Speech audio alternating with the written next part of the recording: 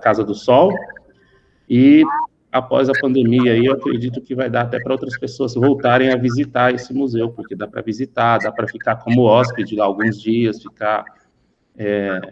tem tipo uma pousada mais bem simplesinha, mas você pode ficar na pousada, visitar a casa, ler as coisas que ela leu, visitar ali, comprar no mesmo supermercado que ela comprava e depois cozinhar na casa dela, junto com as pessoas que ficam por lá. Eu acho um lugar bem interessante. Já fui lá uma vez, acho bem interessante. Para quem quiser algum dia me convidar para ir junto também, de novo eu vou, tá bom? Vou compartilhar aqui com vocês, então, a tela. Deixa eu ver aqui. Ô, Vanderlei, tá tendo interferência do seu som. Eu não sei o que seria. Vou tentar me aproximar aqui um pouquinho.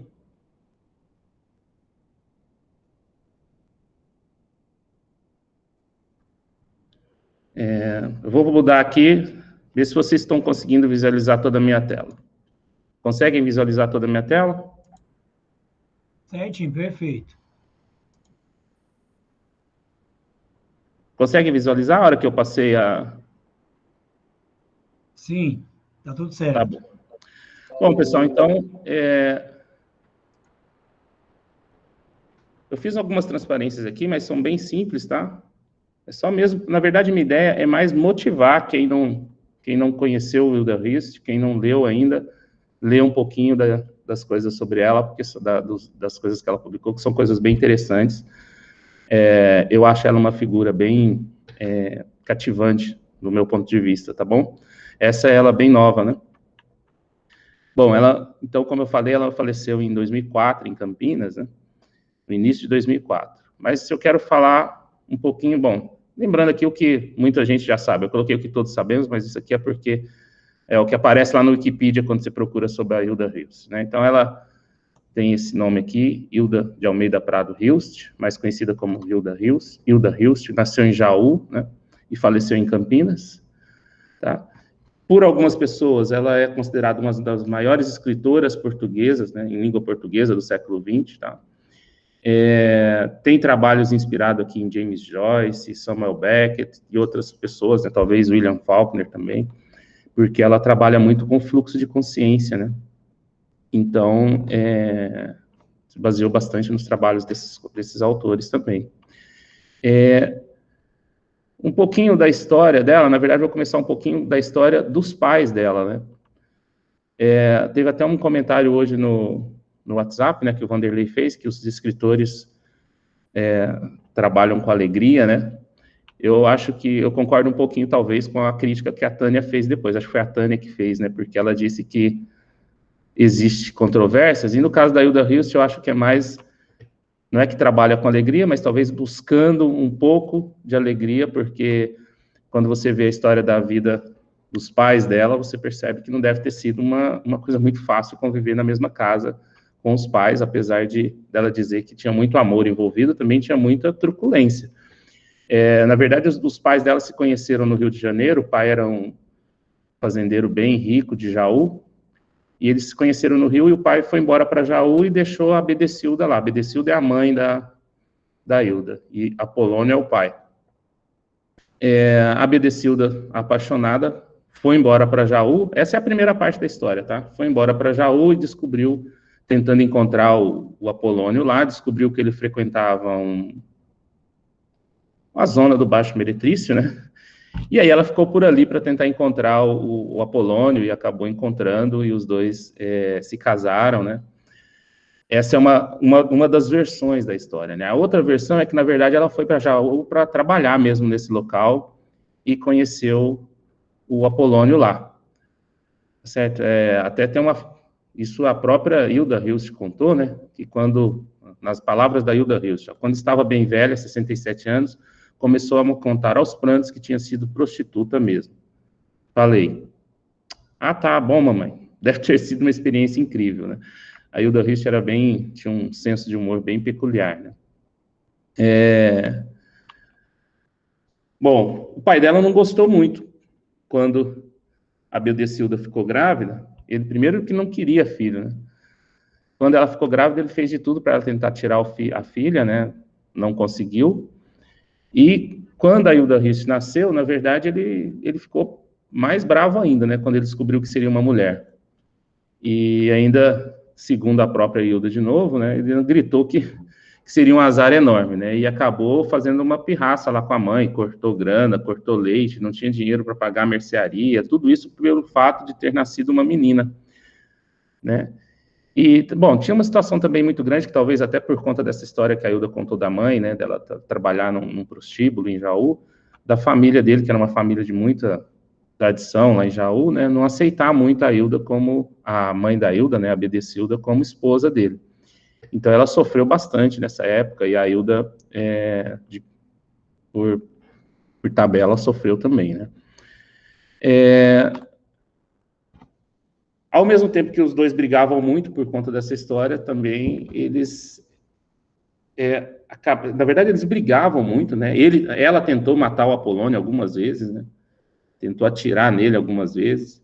Por outro lado, ele também fazia todo tipo de violência com ela, tanto violência psicológica, como também tentativas de violência e tudo, né? Mas, mesmo assim, os dois se amavam, segundo a própria Hilda, tá? Eles se davam, assim, viviam nessa situação bem conturbada, né? Num casamento bem conturbado. Para a época, então, né? Nem se fala. Bom, em 1937, ela ingressou, então, num colégio interno, tá? Cursou o primário e ginasial nesse colégio interno. Tá? A mãe, então, contou nesse ano que o pai dela tinha uma doença, que inclusive foi a doença pela qual ele veio a falecer mais à frente. Em 45, ela começou a estudar na atual Universidade Mackenzie, né? Em 48, entrou na Faculdade de Direito da USP, tá? E foi lá que ela conheceu a Lígia Fagundes Telles, né? Outra escritora sensacional, né? E foi quando ela também lançou o seu primeiro livro, né? Que é Presságio, foi publicado em 1950, tá? E foi bastante elogiado pela crítica, né? Em particular por esses dois escritores também que sensacionais, né? Jorge de Lima e Cecília Meirelles, tá?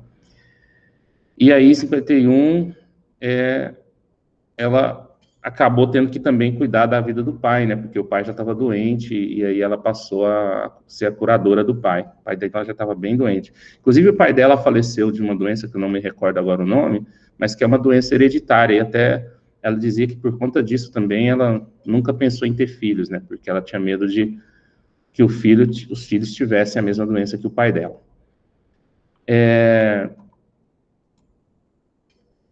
Bom, então em 52 ela concluiu a faculdade de Direito, tá?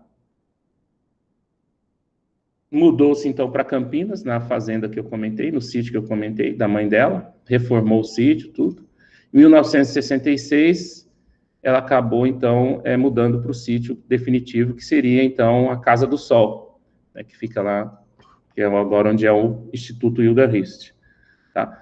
Pessoas que frequentavam bastante lá a Casa do Sol eram, por exemplo, esses dois escritores, Bruno Tolentino e Caio Fernando Abreu, né, que foram hóspedes lá. Inclusive, tem uma história bem interessante do Caio Fernando Abreu lá, que ele conta, né? Bom, primeiro que existia toda uma mística por trás da Casa do Sol, né, em particular por conta de uma figueira que tinha lá, que tem ainda lá no jardim, na verdade. Então, isso aqui foi narrado pelo próprio Caio Fernando Abreu, viu? Então, em certa ocasião, enquanto Caio Fernando Abreu visitava a Casa do Sol durante a noite de lua cheia, quando, segundo a própria Hilda Hilst, a figueira que havia no local tinha poderes místicos, ele fez dois pedidos. Primeiro, que ele queria ficar com a voz mais grossa, porque ele era muito zoado por conta da voz que ele tinha. Tá? E depois ele queria ganhar um concurso que ele estava inscrito, um concurso de literatura. Bom, ele acabou ganhando os dois. No dia seguinte da lua cheia que ele ficou lá fazendo o pedido para Figueira, ele já levantou com a voz mais grossa, né? Inclusive tem uma passagem aqui de uma carta que ele escreveu para os pais sobre isso, né? Me sinto felicíssimo, isso resolve praticamente todos os meus problemas. Posso fazer o que quiser, falar com quem quiser, ninguém vai rir nem achar esquisito. Bom, após a morte, então, como eu falei, a Casa do Sol acabou sendo cuidada por um ex-namorado dela, que também é um escritor uruguaio, tá? E se transformou, então, no Instituto Hilda Hilst, tá? Tem várias histórias lá da Casa do Sol que eu acho que vale a pena buscar pela internet e tal. Como eu falei, é mais uma ideia, a ideia aqui é mais tentar fazer vocês se motivarem. Uma pergunta importante, essa figueira ainda está lá? Ainda está lá, pelo menos estava antes da pandemia, quando eu fui. Eu fui um ano antes da pandemia lá. Qual foi o pedido? Ou não pode se revelar? Bom, eu já tenho a voz um pouco grossa, eu já estou feliz com a minha voz, então eu vou me recusar a contar o que eu pedi, Vanderlei.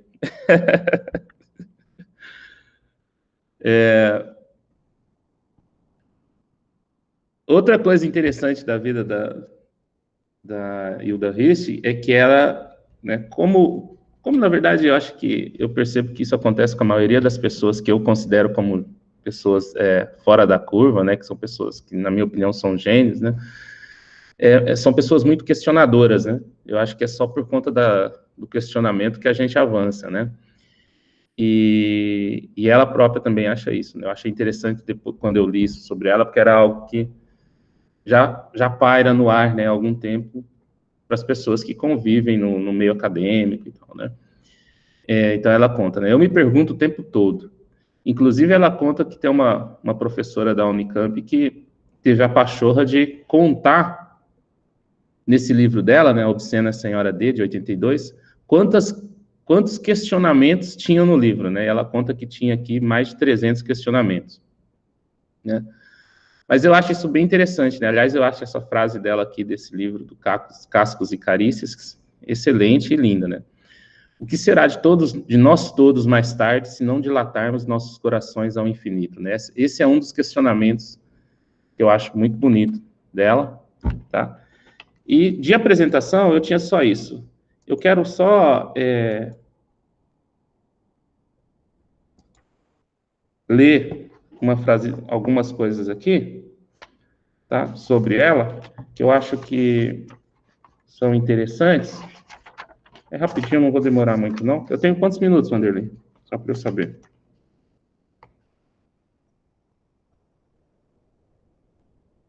Está tranquilo, Libane, pode ler. Oi? Pode ler. Tá. Deixa eu achar aqui.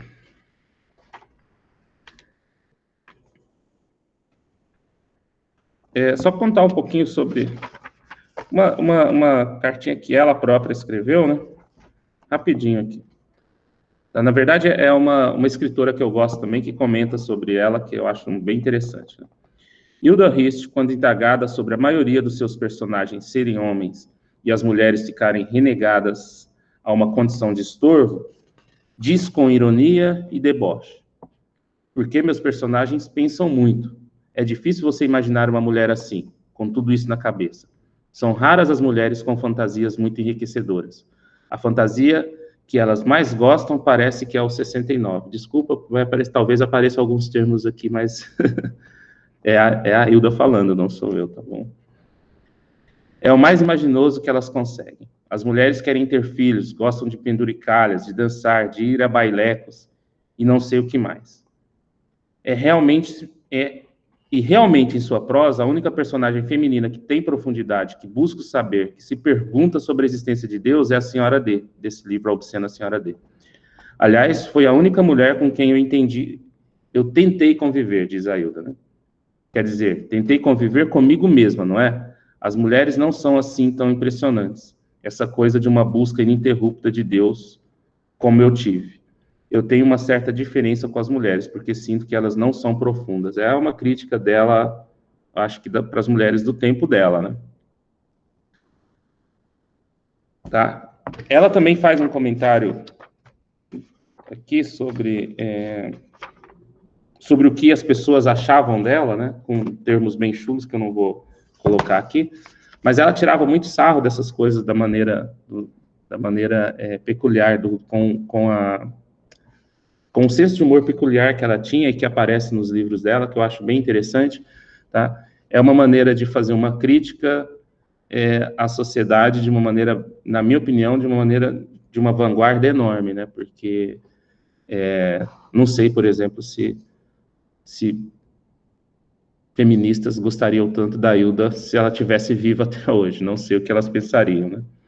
Mas, bom, pessoal, eu acho que para um matemático falando sobre literatura, infelizmente é o que eu posso passar para vocês, tá? Tentei pelo menos falar um pouquinho do que me motivou a lê-la, às vezes que eu li, tá? Acho uma escritora sensacional, acho que é de uma contemporaneidade que eu raramente vejo em escritoras já falecidas, em livros da década de 70, por exemplo, como os dela, tá? E acho que, bom, é isso. Se vocês tiverem alguma pergunta que eu saiba responder, por favor. Aliás, se tiverem contribuições também para dar, por favor, me ajudem, tá bom?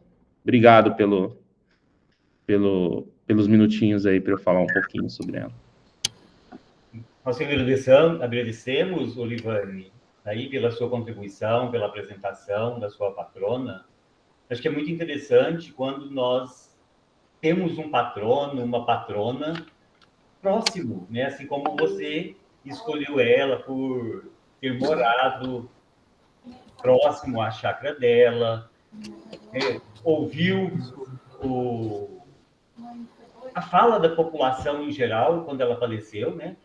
E te motivou a trazer ela para ser sua patrona. Acho que isso é muito interessante, né? Acho que, na verdade, isso que nos motiva é nos inspirar em alguém, né, que teve aí uma contribuição para a literatura, para a nossa cultura aí brasileira. Acho que ia ser muito interessante. E parabéns pela sua apresentação e fica aberto ao debate.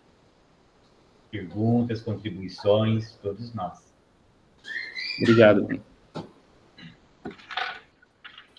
Eu queria só fazer uma consideração a respeito da Hilda Hilst, com relação a essa visão distante do pensamento feminista, né, vigente nos dias de hoje. Mesmo não podemos considerar uma leitura contemporânea de um texto que foi escrito há algum tempo atrás. Eu acho que seria meio imprudente da nossa parte. E me lembro da Adélia Prado, quando dando uma entrevista, se não me engano, na TV Cultura, ela tem um poema, o Rosa Maia vai saber melhor que eu desse poema, que tem memória melhor do que eu no sentido poético, que ela fala do amor que ela tinha nesse poema ao limpar os peixes, preparar os peixes, depois que o marido vinha da pesca, e ela vivia aquele momento com extremo amor com aquele marido, né? Aí uma jornalista disse que ela estava se rebaixando na condição de mulher, não sei o quê. Aí a Adélia falou assim, é a sua opinião? Sim. Qual a próxima pergunta? Quer dizer, não importa, né? É a arte, né? E complementando o que você falou sobre a opinião do Vanderlei hoje, realmente a Tânia tem razão. Há controvérsias. A arte não está vinculada somente à alegria, não. A arte nos proporciona prazer e emoções diversas, porém, há muita dor e tristeza na produção artística, né? E nós temos que convir que o sentimento que tocava o coração da Hilda, muitas vezes, é essas frustrações, essas mágoas, essas marcas do passado que ela trouxe, mas que fez dela o ser maravilhoso que ela se tornou e nos emprestou essa obra linda. Quero te agradecer e parabenizar pela sua apresentação e muito obrigado, Livane. Um prazer te conhecer e ter você conosco aqui. Obrigado, professor.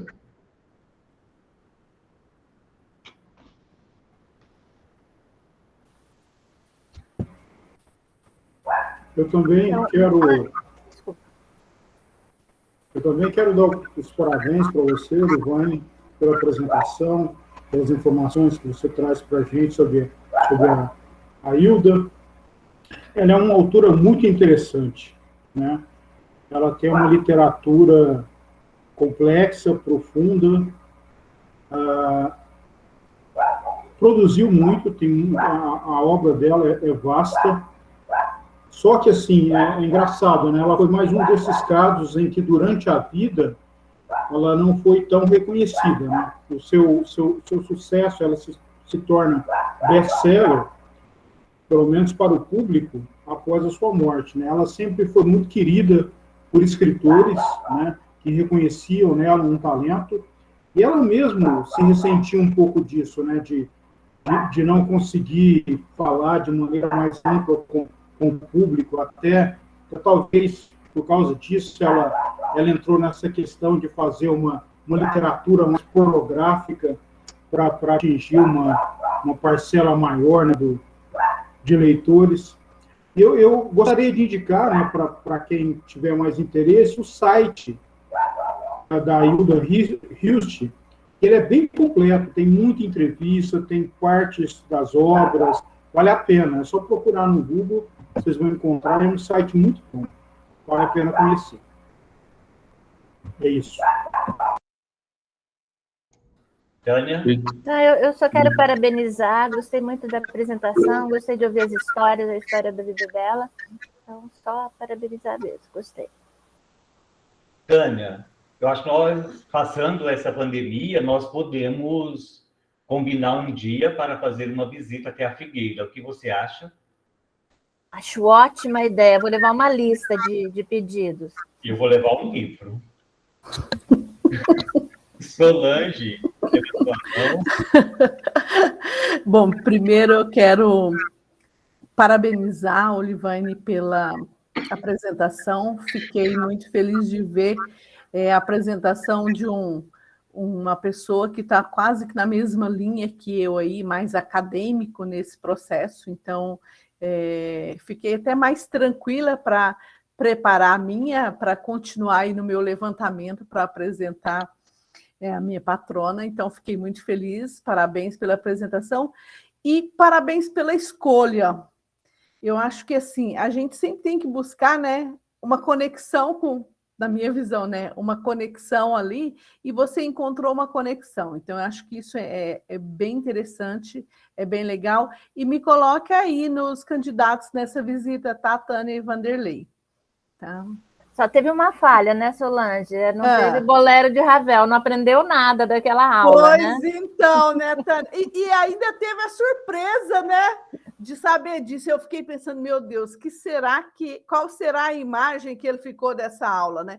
Gente, mas vocês percebem que eu vou assim, olha, eu não vou contar porque tem a questão de denúncia de idade, mas olhando assim para as duas telas aqui, a minha e a dele, eu acho que eu estou bem na denúncia de idade, hein?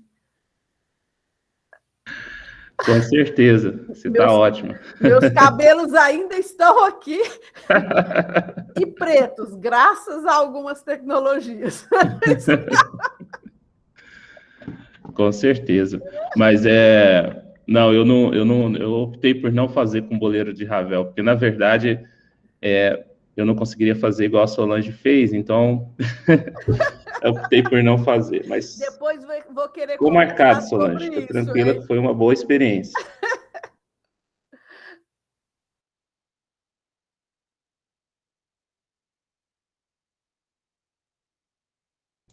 Seu microfone está mutado, Vanderlei. Isso é um problema, Olivane. Mas alguém gostaria de contribuir? Olivane, debate?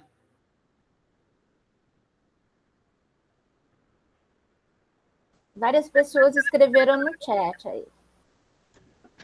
Deixa eu agradecer todo mundo, então, aqui. Eu já falei obrigado no chat, mas obrigado para as pessoas que estão me parabenizando aqui, pessoal. Obrigado mesmo, viu? Espero que vocês tenham pelo menos... pelo menos para sentir um pouquinho do que me fez escolher, como a Solange falou, né? Escolher a Hilda como minha patrona, tá bom? E, bom, fiquem à vontade para quando vocês quiserem algumas informações de Campinas, tal. Em particular, agora eu estou morando em São Paulo, mas estou sempre em Campinas também. Para quem... Fiquem com inveja também, porque eu já fui lá no Instituto Moreira Salles no domingo ver a exposição que está acontecendo, tá bom? Se quiserem fotos, eu mando, mas se quiserem minha companhia para voltar lá, ela fica até dezembro, eu volto, viu? E esses dias também eu fui na Casa das Rosas, aqui que está tendo uma exposição com poesia sensacional também, tá certo? Quando estiverem aqui por essa região, por favor, me chamem, que eu vou me sentir agraciado com a companhia de vocês para frequentar de novo esses locais, tá bom? Olivane, isso não é muito justo, hein? Você estar aí em São Paulo, onde a cultura tá e a arte tá, assim, bombando. Sim. É difícil, hein? Sim, infelizmente, tá? Pessoal, então vamos o Olivane, ele tem que sair um pouquinho mais cedo, ele tem outra reunião, né? Tem outro compromisso, né, Olivane? Infelizmente, a vida não para. Vamos ligar nossas câmeras para que nós possamos tirar aí uma foto. E Deixa eu abaixar minha cabeça para não parecer muito careca, o que eu faço? logo em seguida, nós passaremos para o segundo momento da nossa reunião, professor José Luiz. Carol, Mônica, Adriano.